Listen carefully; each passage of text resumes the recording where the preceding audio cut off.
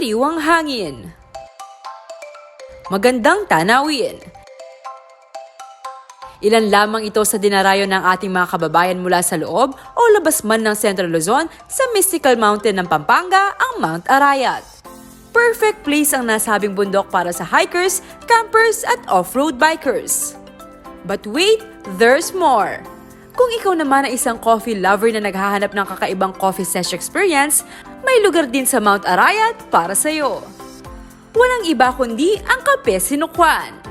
Handog ng Kape Sinukwan hindi lamang ang mga masarap na pagkain at aromatic na kape, kundi maging ang makapigil hininga at picturesque view. At dahil nandito na rin lang naman tayo sa Kape Sinukwan, syempre subukan na natin ang iba't iba nilang activities dito kagaya na lamang nitong Tree Nest. Tara!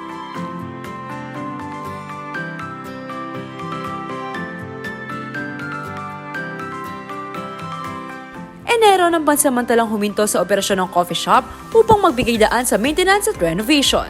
At nito lamang February 24, muli na itong nagbukas sa publiko. And of course, offering improved and tastier food and drinks.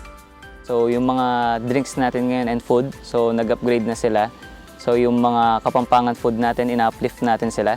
Same din doon sa coffee natin, at saka yung mga drinks natin, nagkakaroon na tayo ng iba-ibang variants. Though of course yung specialty coffee, yan yung pinapromote natin para ma-push tayo dito sa, sa Pampanga, lalo na dito sa local. Kaya naman ang kapihan, dinarayo hindi lamang ng mga kabalen, kundi maging iba pang karatig bayan.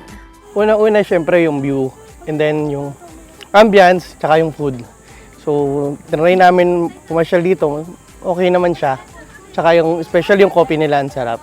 Tsaka yung potatoes and clubhouse, sarap naman. Tsaka yung view talaga, ma'am. Yun talaga pinasyal namin dito. Pero worth it naman siyang puntahan lalo na pag nandito na yung sunrise and sunset yung pinaka magandang advantage niya. Tsaka yung ano lang, yung mga kape nila, ganun, worth it din sila na i-discover, pati yung mga foods, ganun. Ideal din ang Kape Sinukwan para sa mga nais mag-distress. Siguro po sa aming mga students, it was a tough week. And Kape Sinukwan is magandang cafe kasi nga nature siya, hindi siya crowded tulad ng ibang cafe. And if you want to spend time with your friends, maganda dito kasi maganda, malaki. Nakakahinga ka. Mas relaxing. Yes, mas relaxing. Matapos mag-ikot-ikot at namnamin ang sariwang hangin at magandang tanawin dito sa Kape Sinukwan, syempre hindi pwedeng hindi natin subukan ng masarap na pagkain. Ang ilan sa mga yan ay itong clubhouse, buffalo wings, at itong putin. At syempre ang mga masasarap na inumin. At para gawing mas exciting and memorable ang experience ng publiko sa Kape Sinukwan, isang pasabog ang inihahanda nito sa parating na Semana Santa.